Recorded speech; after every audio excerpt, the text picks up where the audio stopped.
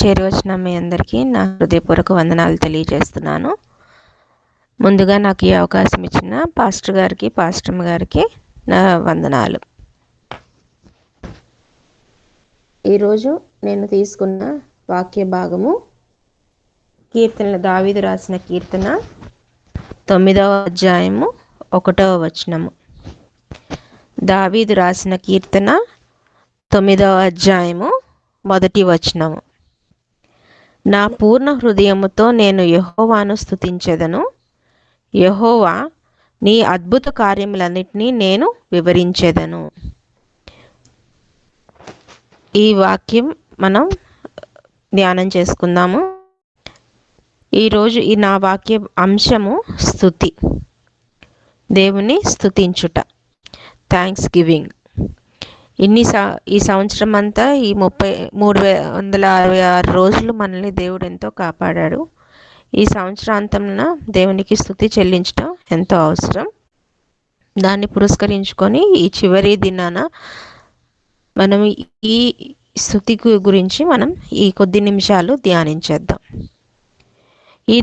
ఈ కీర్తన దావీదు రాసిన కీర్తన. స్టార్టింగ్ దేంట్లో రాస్తారు, ప్రధాన గాయకునికి అని రాయబడింది. ప్రధాన గాయకుడు అంటే ఇక్కడ దేవుడే, God is the chief musician అన్నమాట. తర్వాత ఇక్కడ ఒక రాగం గురించి కూడా మెన్షన్ చేశారు, మత్లెబేను అనే రాగం మీద పాడదగినది అని. ఇది ఒక సంగీత సాధన, ఒక మ్యూజికల్ ఇన్స్ట్రుమెంట్ అన్నమాట. ఆ రోజుల్లో ఆ మ్యూజికల్ ఇన్స్ట్రుమెంట్ మీద ఈ కీర్తనని పాడేవాళ్ళు. ఇది ఒక విధంగా ఏంటంటే గొలియాత్ మీద యొక్క విజయానికి గుర్తుగా ఈ కీర్తనని చెప్తారు. అలాగే కొంతమంది ఇంకేం చెప్తారంటే బత్షెబా కొడుకు చనిపోయినప్పుడు దావీదు రాసిన కీర్తన అని కూడా చెప్తారు. కొంతమంది అంచనా ఏంటి అని అంటే ఇశ్రాయేలీల బానిసత్వం నుంచి విడుదల పొందినప్పుడు ఐగుప్తీయుల మొదటి కొడుకు చనిపోవటం ద్వారా దాని గుర్తుగా వ్రాసిన కీర్తన అని ఒక అంచనా ఉంది. ఏదైనా కూడా ఈ కీర్తన ఒక విజయానికి గుర్తు, అందుకే దేవునికి స్తుతి కీర్తన అనేది ఉంది. ఈ కీర్తన మనకి కీర్తన గ్రంథంలో రోమన్ చర్చెస్ అన్నిట్లోనూ ఈ 9వ అధ్యాయము 10వ అధ్యాయము మొత్తం కలిపి ఒకే అధ్యాయంగా వాళ్ళు చూపించారు. మనకి మాత్రం ప్రొటెస్టెంట్ చర్చెస్ మాత్రం హిబ్రూ బైబిల్ని అనుసరించి, హిబ్రీలను అనుసరించి మనకి 2 వేర్వేరు అధ్యాయాలుగా ఉన్నాయి. 9వ అధ్యాయమేమో స్తుతి గురించి, 10వ అధ్యాయమేమో ప్రార్థన గురించి మనకి మెన్షన్ చేయబడి ఉన్నదన్నమాట. కాబట్టి ఇక్కడ రోమన్ చర్చెస్లో అయితే 2 ఒకే విధమైన అధ్యాయాలు, మనకి 2 వేరువేరే అధ్యాయాలు. ఈ అధ్యాయంలో స్తుతి గురించి మెన్షన్ చేస్తున్నారు అన్నమాట. మొదటి వచనంగా మనం చదువుకున్నాం, నా పూర్ణ హృదయంతో నేను యెహోవాను స్తుతించెదను. ఇక్కడ 2 భాగాలు ఉన్నాయి. ఈ 2 వచనాల్లో 2 భాగాలు ఉన్నాయి. సో 2 లైన్లు ఉన్నాయి. సో మొదటి వచనము, 2వ వచనము, ఈ 2 భాగాలుగా మనం ఈ వాక్యాన్ని ధ్యానం చేద్దాం. మొదటి భాగం పూర్ణ హృదయంతో యెహోవాను స్తుతించుట, thanks with all my heart. మన పూర్ణ హృదయంతో దేవుణ్ణి స్తుతించట. దేవుణ్ణి ఎప్పుడైనా స్తుతించేటప్పుడు సంపూర్ణంగా స్తుతించాలి. మొక్కుబడిగా ఏదో చేశాము అంటే ఈరోజు గుడికి వెళ్ళాలి కాబట్టి గుడికి వెళ్ళాము, 31వ తారీఖు వాగ్దానాలు ఇస్తారు కాబట్టి ఏదో వాగ్దానం తెచ్చుకోవడానికి వెళ్ళాలి అంటే ఒక రీతి రివాజుగా కాకుండా, మొక్కుబడిగా కాకుండా, అలవాటు ప్రకారంగా కాకుండా దేవునికి సంపూర్ణంగా హృదయపూర్వకంగా ఆరాధన చేయాలి. దేవుడు మనకిచ్చిన మొదటి ఆజ్ఞ కూడా అదే కదా. అదేవిధంగా మత్తయి సువార్త 22వ అధ్యాయంలో కూడా ఒక ధర్మశాస్త్రోపదేశకుడు దేవుడి దగ్గరికి వచ్చి ఆయన్ని శోధించాలని అడుగుతాడు. 22వ అధ్యాయం, మత్తయి సువార్త 22వ అధ్యాయము 36-38 వచనాల్లో మనం ఆ భాగం చూస్తాం. ధర్మశాస్త్రంలో ముఖ్యమైన ఆజ్ఞ ఏదని ఆయన్ని అడుగునప్పుడు దేవుడు యేసు ప్రభు చెప్తున్నారు, నీ పూర్ణ హృదయంతో, నీ పూర్ణ ఆత్మతోనూ నీ పూర్ణ మనస్సుతోనూ నీ దేవుడైన ప్రభువును ప్రేమింపవలెను. సో కంప్లీట్గా దేవుణ్ణి ఆరాధించాలి, పూర్ణ హృదయంతో పూర్ణ మనస్సుతో ఆరాధించాలన్నమాట. సో ఏదో హాఫ్ హార్టెడ్గా అది చేయకూడదు. దేవునికి స్తుతి చెల్లించాలంటే ఏ ప్రత్యేకమైన ట్రైనింగ్ కానీ కోర్స్ కానీ అక్కర్లేదు. అంటే నేను ఎలా స్తుతి చెల్లించాలో మాకు తెలియట్లేదండి మాకు అని చాలామంది చెప్తూ ఉంటారు. సో దానికోసం ప్రత్యేకంగా మనం ఎలాంటి కోర్సులు చేయాల్సిన అవసరం లేదు. మనం ఆయన చేసిన ఆశీర్వాదాలు మన జీవితాల్లో మనం తలుచుకుంటే తెలియకుండానే మనకి ఆ కృతజ్ఞతలు ఏ విధంగా తెలిపాలో తెలుసుకుంటుంది. మనకు ఆయన చేసిన ప్రతి మేల్ని జ్ఞాపకం చేసుకుంటూ ఆయనకి స్తుతి చెల్లించాలి. ఆయన మనకి ఇచ్చిన ఆశీర్వాదాలను, మనకు చేసిన మన జీవితాల్లో చేసిన మేలుని తలుచుకుంటూ ఆయనకి కృతజ్ఞతను చెప్పాలి. ఆయనకి మన థ్యాంక్స్ చెప్పడం మనం పొద్దున్నే మొదలు పెట్టచ్చు. మనం పొద్దున్న నిద్ర లేచిన వెంటనే మన స్తుతి మొదలు పెట్టచ్చు అనమాట. మొదలు పెట్టేటప్పుడు కృతజ్ఞతతో మనం స్టార్ట్ చేయాలి. మనకి మరి యొక్క రోజును మన జీవితాల్లో మనకి దేవుడు ఇచ్చాడు అని అంటే అది మనకి ఒక భాగ్యం. సో అందుకు దేవునికి మనకి ఇచ్చినందుకు ఆ కృతజ్ఞతతో మొదలుపెట్టి, అలాగే రాత్రి కూడా పడుకునే ముందు ఈ రోజంతా మనకి చేసిన మేలుని బట్టి, ఈ రోజంతా మనకి కాపాడినందుకు దేవునికి కృతజ్ఞతతో మన రోజుని ముగించవచ్చు. సో ఆ విధంగా మనం మొదలు పెట్టేటప్పుడు రోజుని, అలాగే ఆ రోజుని ముగించేటప్పుడు దేవునికి కృతజ్ఞతతో ముగించవచ్చు, కృతజ్ఞతతో ప్రారంభించవచ్చు. ఎలాంటి పనిలో ఉన్నా, ఎలాంటి రోజైనా, ఎంత కష్టంలో అయినా దేవునికి ప్రతి విషయంలోనూ కృతజ్ఞతలు చెప్పాలి. అదే మనకి పౌలు భక్తుడు చెప్తున్నాడు కదా. అపోస్తలుడైన పౌలు తెస్సలోనికీయులకు రాసిన మొదటి పత్రిక 5వ అధ్యాయము 16వ వచనంలో మనకి చెప్తున్నారు. మొదటి తెస్సలోనికీయులు 5వ అధ్యాయము 16వ వచనం. ప్రతి విషయం ఎల్లప్పుడూ సంతోషముగా ఉండండి, ఎడతెగక ప్రార్థన చేయుడి, ప్రతి విషయమునందు చాలండి. సో ప్రతి విషయంలో ఎలాంటి సిచ్యుయేషన్లో అయినా ఎడతెగకుండా ప్రార్థన చేసి, ఎలాంటి పరిస్థితుల్లో ఉన్నా కూడా మనం కృతజ్ఞతలు దేవునికి చెల్లించాలి కదా. ప్రతి విషయంలో ఏదైనా కూడా మనం ప్రతి విషయంలో మనకి హెల్ప్ చేసినందుకు మనం దేవునికి స్తుతి చెల్లించాలి. సో ప్రతి విషయంలోనూ స్తుతి చెల్లించాలి. మనకి ఒక భక్తుడు ఉన్నాడు కదా. ఇక్కడ కొన్ని ఎగ్జాంపుల్స్ చూద్దామండి. మనకి ఎవరెవరైతే దేవుణ్ణి స్తుతించారో, ఎలాంటి పరిస్థితుల్లో దేవుణ్ణి స్తుతించారో అనేది కొన్ని ఎగ్జాంపుల్స్గా చూసుకుందాము. ఈ మొదటి వచనాన్ని యొక్క అర్థాన్ని మనం చూద్దాము. ఎలాంటి విషయాల్లో అయినా దేవుని మనకి స్తుతి చెల్లించాలి అని చెప్తున్నాను. మనకి అలా స్తుతి చెల్లించిన ఎవరు అని అనగానే మనకు మొదటిగా గుర్తు వచ్చే వాళ్ళు ఎవరండి? యోబు భక్తుడు. తన దగ్గర యోబు భక్తుడు అన్నీ తీసేసుకున్నాడు కదా. దేవుడు ఆయన్ని పరీక్షించడం కోసం ప్రతిదీ ఉన్న తనకి ఆస్తిని, పిల్లల్ని, అందరినీ తీసేసుకున్నాడు. కానీ ఆయన అలాంటి విపత్కర పరిస్థితుల్లో ఉన్నా కూడా ఏమాత్రం దేవుణ్ణి దూషించలేదు, ఒక్క మాట కూడా దేవుణ్ణి అనలేదు. యోబు రాసిన గ్రంథం యోబు 1వ అధ్యాయము 21వ వచనం మనం చూసినట్టయితే, యోబు 1:21, నేను నా తల్లి గర్భములో నుండి దిగంబరనై వచ్చి తిని, దిగంబరనై అక్కడికి తిరిగి వెళ్ళెదను. యెహోవా ఇచ్చెను, యెహోవా తీసుకొని పోయెను, యెహోవా నామమునకు స్తుతి కలుగునుగాక. ఎంత గొప్ప వచనం అండి అది. యెహోవా ఇచ్చాడు, యెహోవా తీసుకొని పోయాడు అంతే అని ఒక చిన్న మాట.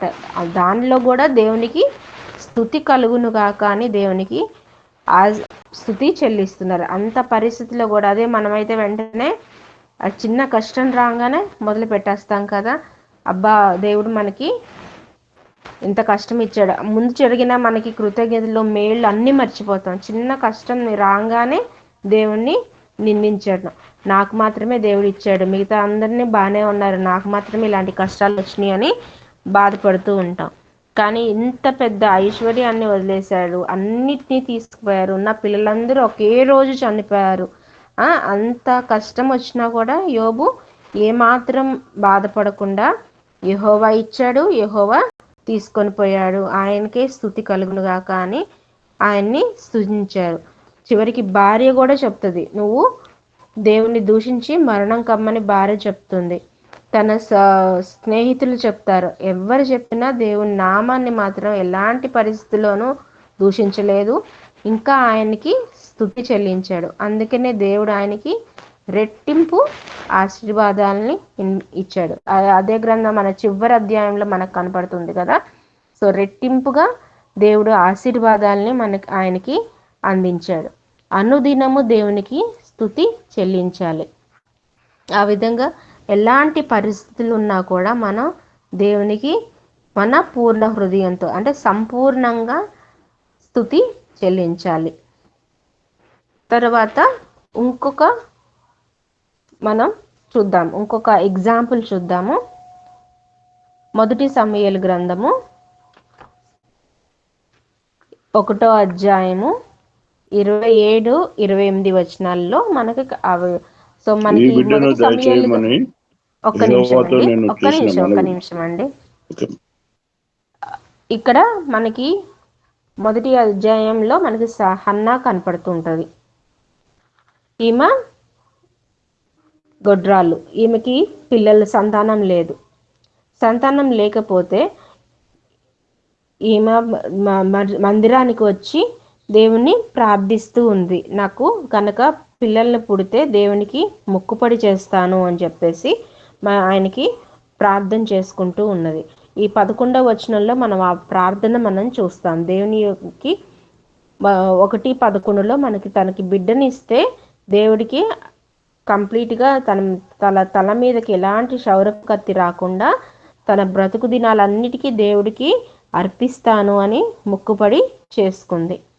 ఆ ప్రార్థనకి దేవుడు అంగీకరించి తనకి ఒక బిడ్డను అనుగ్రహిస్తాడు.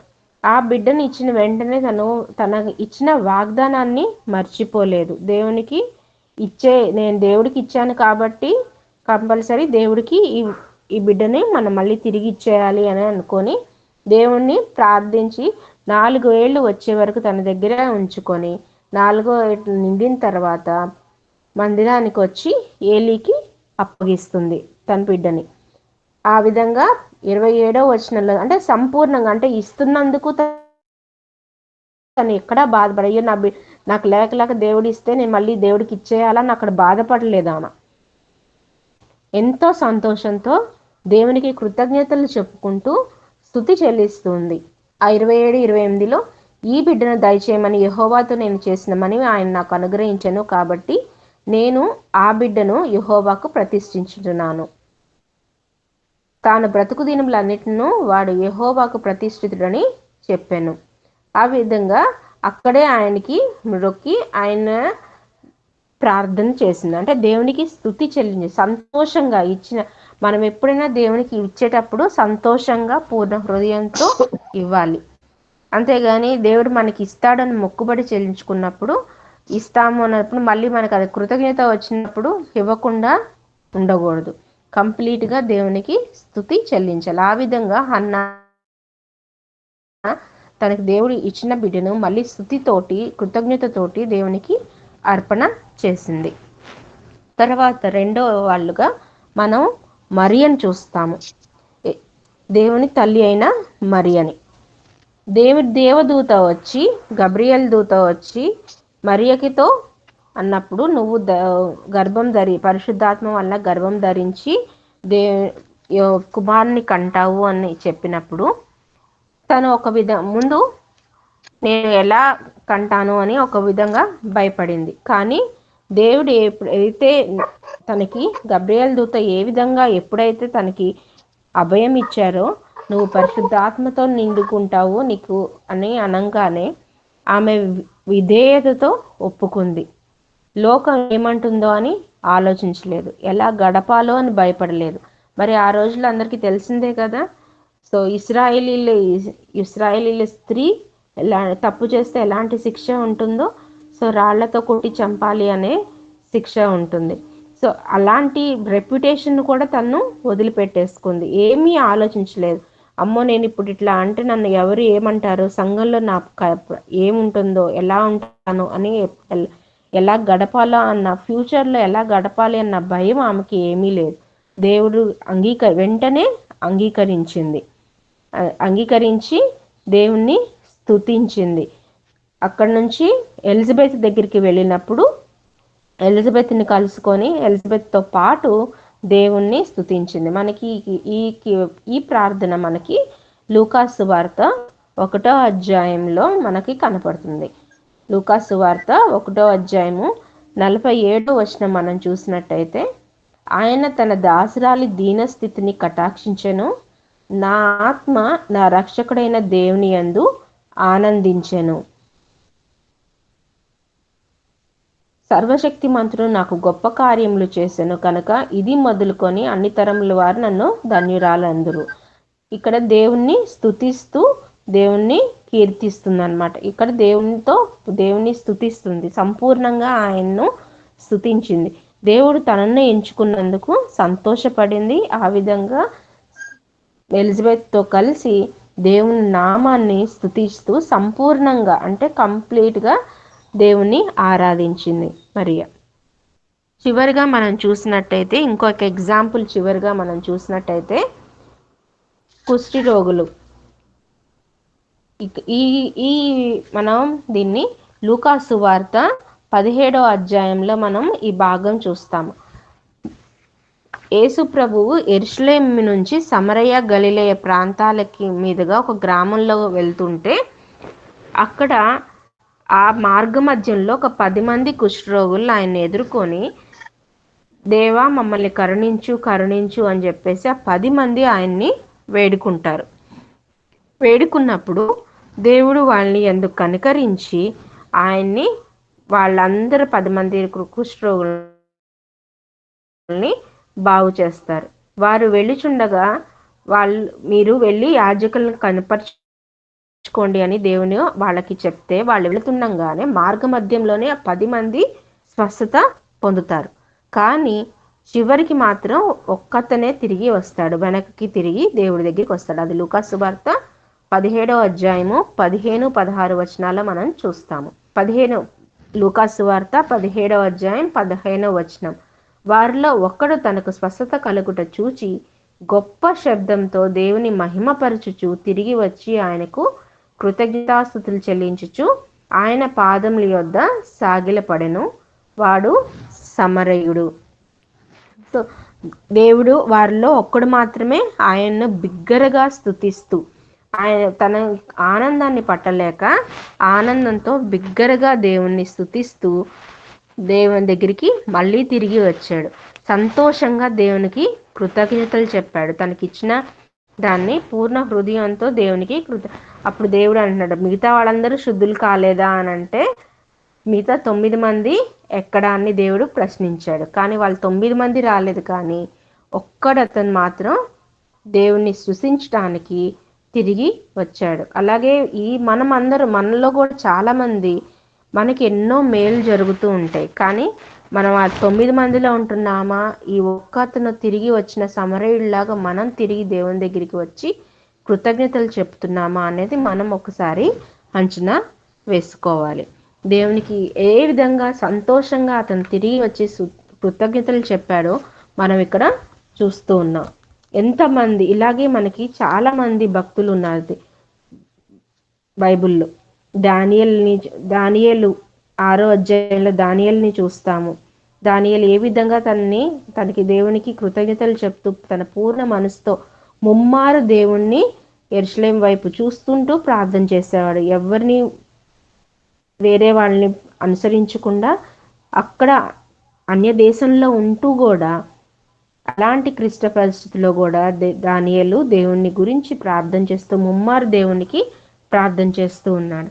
అలాగే యోసేపు కూడా ఐగుప్తు దేశంలో ఉన్నప్పుడు కూడా తను దేవుణ్ణి విడిచిపెట్టలేదు. అందుకే దేవుడు అతనికి గొప్ప ప్రధానిగా, అంటే ఫరో తర్వాత నెక్స్ట్ ఇంపార్టెంట్ ఎవరు అంటే యోసేఫ్నే ఫరో చక్రవర్తి నియమించాడు.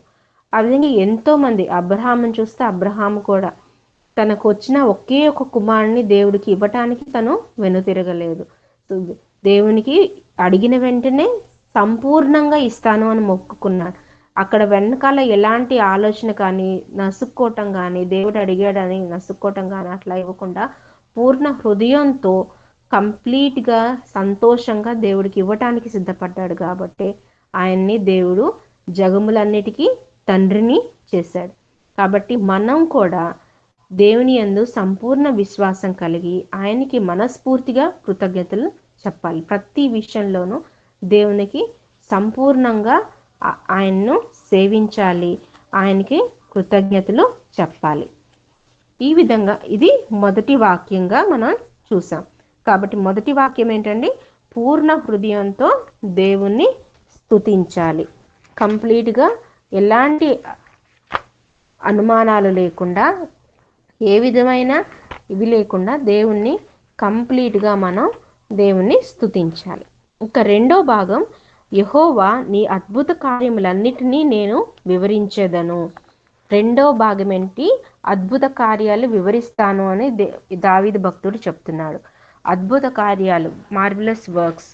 ఆయనకి దేవుని ఆరాధించడంలో మరొక పద్ధతి ఏంటి అని అంటే, ఆయన చేసిన కార్యాలని ఇతరులకు చెప్పటం. మనకి ఎవరైనా చిన్న సహాయం చేస్తేనే మనకి పలానా అతను మనకు సహాయం చేశాడండి ఆయన అని మనం వాళ్ళ గురించి గొప్పగా చెప్తాం. కానీ మనకి దేవుడు చేసిన సహాయాన్ని మాత్రం ఎప్పుడు ఎవ్వరికీ చెప్పం కదా. ఆయన చేసిన సహాయాన్ని మాత్రం, అంటే దేవుడికి అది ఒక కంపల్సరీ లాగా, దేవుడు మనకి ఇవ్వాలి కాబట్టి ఇచ్చాడు అన్న దాంతోనే ఉంటాం. కాబట్టి మనం ఏ పాటి వారమని దేవుడు మనని తలుచుకొని మనకి బహుమానాలు ఇస్తున్నాడు అని మనము ఆలోచించాం. అంత కొంతమంది అయితే మరీ ఎక్కువగా అంటారు, నాకు ఆయన ఏం చేశాడండి, ఆయన ఏమీ చేయలేదండి అని అంటారు. ఏది అడిగినా దేవుడు నాకు ఇవ్వరండి, ఎంత ప్రార్థన చేసినా నా ప్రార్థన మాత్రం ఆయన పక్కన వాళ్ళకి వీళ్ళకి వస్తున్నారు కానీ నా జీవితంలో మాత్రం మేలు లేవండి, నేనేం అడిగినా దేవుడు నాకు ఇవ్వడండి అని ఒక నిరుత్సాహంగా వాళ్ళు మాట్లాడతారు. కానీ ఇక్కడ మాత్రం దేవుడు ఏం చెప్తున్నాడు? ఒక్కసారి మనము జ్ఞాపకం చేసుకుంటే మన జీవితంలో ఎన్నో చేస్తుంటాడు. మనకి ఇప్పుడు వరకు ఇచ్చిన ఆయుష్ మరి ఎంతోమందికి ఆయుష్ని ఇవ్వకపోవచ్చు, మనకి ఆయుష్ని ఇచ్చాడు. ఒక మంచి కుటుంబాన్ని మనకి దేవుడు ఇచ్చాడు, స్నేహితుల్ని ఇచ్చాడు. అలాగే ప్రతిదినం మనకి ఆహారాన్ని ఇస్తున్నాడు, సంఘ సహవాసాన్ని ఇస్తున్నాడు, మంచి సహవాసాన్ని, మంచి ఫెలోషిప్ని ఇస్తున్నాడు. మనం దేవుడి నుంచి తొలగిపోకుండా ఉండటానికి మంచి సంఘ సహవాసాన్ని ఇస్తున్నాడు, మంచి వాక్యాన్ని ఇస్తున్నాడు. వాక్యం మనకి ఈ రోజుల్లో అయితే ప్రతి చోట, ఈవెన్ టీవీలో పెట్టుకున్న, యూట్యూబ్లో పెట్టిన మంచి వాక్యం మనకు దొరుకుతుంది. వాక్యం దొరకని స్థలాలు చాలా చోట్ల ఉన్నాయి. మరి మన దేశంలోనే చూస్తుంటే నార్త్ ఈస్ట్ సైడ్ ఎంత కష్టపడుతున్నారు వాళ్ళు, క్రైస్తవులు అనేవాళ్ళు. వాళ్ళకి ఎంత కష్టకాలం జరుగుతుంది నార్త్ వైపు. కానీ మనం అలాంటి క్లిష్ట పరిస్థితుల్లో మనం ఎక్కడా లేవు. మనకి ఫ్రీగా దేవుణ్ణి ఆరాధించడానికి సమయం దొరుకుతుంది, ఈజీగా వెళ్తున్నాం, ఎలాంటి కష్ట పరిస్థితుల్లో లేదు. మరి అలాంటి సమయాన్ని మన దేవుడిస్తున్నాడు అని అంటే అది గొప్ప కార్యం కదండి. మరి దానికి కూడా మనం స్తుతించాలి కదా. అన్నిటికంటే ముఖ్యం దేవుడు మనకిచ్చింది రక్షణ. తన సొంత కుమారుని దేవుడు మన కోసం ప్రాణాలను అర్పించాడు. సో ఆ గొప్ప రక్షణ మనకిచ్చాడు. ఆ రక్షణ కోసమైనా మనం దేవునికి స్తుతి చెల్లించాలి. అదే ఇంపార్టెంట్. అంతకంటే ఇంకెవరు ఇస్తారండి మన కోసం? ఎవరు మన కోసం ప్రాణం పెట్టరు కదా. అంత గొప్ప రక్షణ భాగ్యాన్ని మనకు దేవుడు ఇచ్చాడు. దాన్ని గుర్తించుకొని కూడా మనకు దేవుడు ప్రతిరోజు మనం స్తుతి చెల్లించవచ్చు. ఈ విధంగా స్తుతి చెల్లించిన వాళ్ళని ఒక చిన్న 2 ఎగ్జాంపుల్స్ చూసి మనం ముగిద్దామండి. ఒక ఎగ్జాంపుల్ ఏంటి అని అంటే సమరయ స్త్రీ. మన సమరయ స్త్రీ కథ మనకు అందరికీ తెలిసినదే. సమరయ స్త్రీ మనకి యోహాను సువార్త 4వ అధ్యాయంలో మనకి కనపడుతుంది. ఈ సమరయ స్త్రీ, దేవుడు అక్కడ నుంచి వెళ్ళేటప్పుడు ఈ సమరయ గురించి ద్వారా వెళ్ళినప్పుడు సమరయులు యూదులు మాట్లాడుకోరు. సో ఇవన్నీ మనకు తెలిసిన కథే. ఈ సమరయ స్త్రీ గురించి దేవునికి చూసి ఆమె నమ్మింది, ఈయనే ప్రభువైన యేసుక్రీస్తు అని నమ్మింది. నమ్మిన ఊరికే ఉండిపోలేదు. ఆమె తన కుండను అక్కడ వదిలిపెట్టి వెళ్ళి ఊరంతటికి వెళ్ళి చెప్పింది. అక్కడికి వెళ్ళి చెప్తుంది కదా, ఇక మీరు కూడా నాతో పాటు 4వ అధ్యాయం 28-30 వచనాల్లో మనం చూస్తాం. తన కుండ విడిచిపెట్టి ఊరిలోనికి వెళ్ళి, మీరు వచ్చి నేను చేసినవన్నీ నాతో చెప్పిన మనుషుని చూడుడి, ఈయన క్రీస్తు కాడా అని ఆ ఊరి వారితో చెప్పాను. సో ఈయన క్రీస్తు అని వాళ్ళందరికీ తెలియచేసింది. సమరయులకి క్రీస్తు ఎవరో తను అంటే తన ఒక్కదానికే తెలుసుకోకుండా తన వార్తని అందరికీ ప్రచురపరిచింది. తన జీవితంలో చేసిన ఆ ఒక్క సంతోషాన్ని అందరికీ తెలియజేసింది. అందరికి తెలిసిన ఊరు మొత్తాన్ని తీసుకొని వచ్చి ప్రభు దగ్గర తీసుకొచ్చి ప్రభు బోధన వినిపించింది. దాని ద్వారా ఊరు మొత్తం వాళ్ళు దేవుణ్ణి నమ్ముతున్నారు. ఆ వాక్యాన్ని మనం చూసినట్టయితే 39-42 వచనం వరకు మనం చూసుకుంటే ఆ వాక్యాల్లో మనకు కనపడుతుంది అనమాట. 41వ వచనంలో అనేకులు దేవుని నమ్మి, ఇక మీదట నీవు చెప్పిన మాటను బట్టి కాక మా మట్టుకు మేము విని ఈయన నిజముగా లోక రక్షకుడని తెలుసుకొని నమ్ముచున్నాం. సో ఒక చిన్న సాక్ష్యం ద్వారా ఒక ఊరు మొత్తం నమ్మింది, ఒక ఊరు మొత్తం రక్షణలోకి నడిపించబడింది ఒకే ఒక్క సాక్ష్యం. సో ఒక్క మనిషి ద్వారా. సో ఎంత తన జీవితంలో చేసిన ఆ అద్భుత కార్యాన్ని తను నమ్మి ఇతరులకి ప్రచురపరిచింది. సో మన సువార్తను కూడా ఆ విధంగానే మనం చేసిన మేల్ని ఎదుటి వాళ్ళకి సాక్ష్యం చెప్పటం వల్ల మనకేమవుతుందంటే, నా జీవితంలో చేసిన మేలు ఇతరులకు మీ జీవితాల్లో కూడా దేవుడు చేస్తాడని ఎదుటి వాళ్ళు నమ్ముతారు.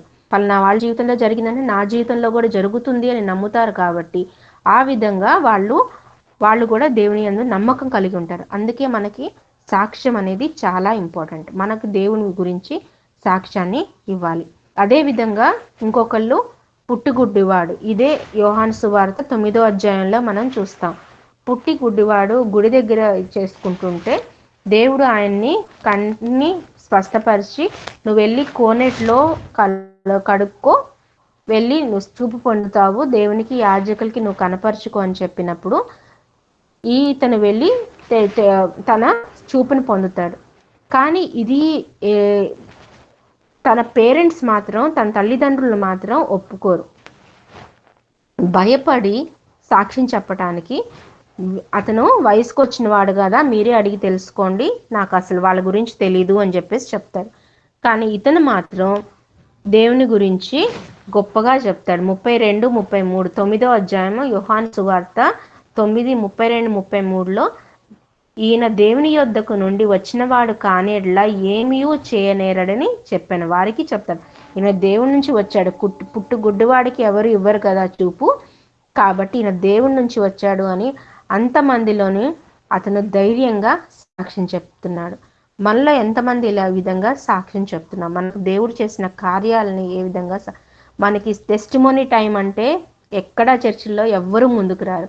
ఆ టెస్టిమోనీ టైం, సాక్ష్యం టైం అనగానే అందరూ కమ్ముని ఉంటారు, ఎవ్వరూ ముందుకు రారు.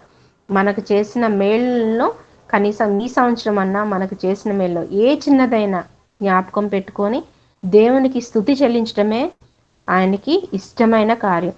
ఆయనకి చేసిన ఎన్నో మేళ్ళను తలుచుకుంటూ ఈ సంవత్సరం అంతా మనకి ఎన్నో మేళ్ళు, 366 రోజుల్లో ఏదో ఒక రోజులో మనకి ఏదో ఒక విధంగా దేవుడు సాయం చేసి ఉంటాడు కదా. ఆ సాయాన్ని మనం గుర్తు చేసుకొని ఇతరులకి చెప్పి మన సాక్ష్యం ద్వారా దేవుణ్ణి మహిమ పరిస్తే అదే గొప్ప థ్యాంక్స్ గివింగ్ అవుతుంది. సో మనం ఇట్లా ఎంతోమంది మనకి హతసాక్షులు అయ్యారు దేవుని గురించి.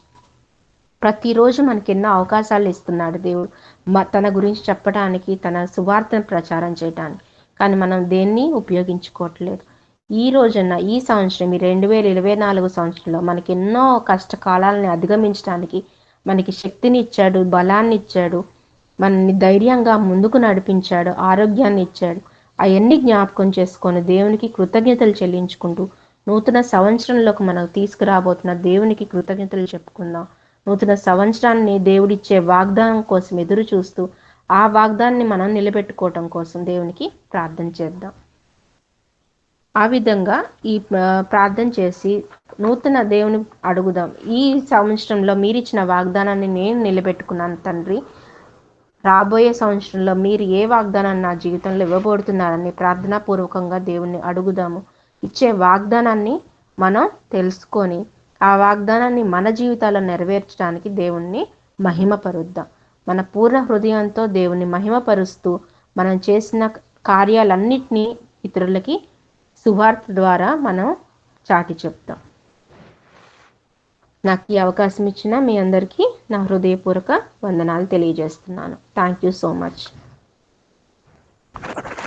మొక్కుబడిగా కాకుండా, హాఫ్ హార్టెడ్గా కాకుండా, కొంతమంది హృదయం అనే ధనాగారంలో నుండి 1%, 99% అట్టే పెట్టుకుంటారు. 1% మొక్కుబడి కోసం దేవుణ్ణి స్తుతిస్తారు. దేవుడు అయిన వాడు ఒకడున్నాడని 1% సరిపోతుందా? 10% కూడా సరిపోదు. 20%, 50% మొక్కుబడిగా, హాఫ్ హార్టెడ్గా, మోర్ దెన్ 60%, 70%, 100% దేవుని స్తుతించాలి. దేవుడు చేసిన మేలులను వర్ణించాలి.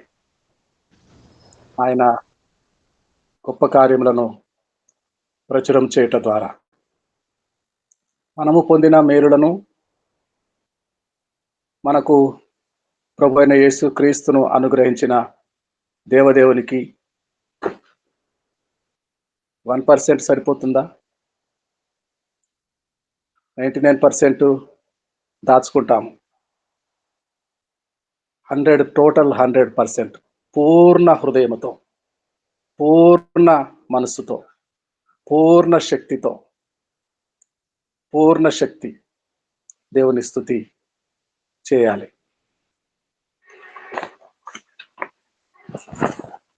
శ్రేష్ఠ ఈవులయోట నీవే, శ్రేష్ఠ కుమారుని ఇచ్చినందున, శ్రేష్ఠ ఈవుల ఊట నీవే, శ్రేష్ఠ కుమారుని ఇచ్చినందున, త్రిత్వమయ్యేకత్వమైన త్రియేక దేవా శరణం శరణం. త్రిత్వమయ్యే ఏకత్వమైన త్రియేక దేవా శరణం శరణం. స్తోత్రింతుము నిన్ను మాదు తండ్రి, సత్యముతో ఆత్మతో నెప్పుడు. స్తోత్రింతుము నిన్ను మాదు తండ్రి, సత్యముతో ఆత్మతో నెప్పుడు. హృదయపూర్వకంగా, పూర్ణ హృదయముతో దేవుని స్తుతించినప్పుడే మన స్తుతి అర్పణ అంగీకారం అగును. కొద్ది కొద్దిగా దాచుకొని దేవుడు మొక్కుబడిగా స్తోత్రార్పణ కోరటం లేదు. చక్కగా వివరించిన దేవుని కుమార్తె డాక్టర్ హిమబిందు గారిని బట్టి దేవునికి మహిమ కలుగును గాక. వాళ్ళ నాన్నగారు ఆచార్య కృపాచారి గారు ఎంతో మురిసిపోతుంటారు తమ బిడ్డను జ్ఞాపకం చేసుకుంటూ.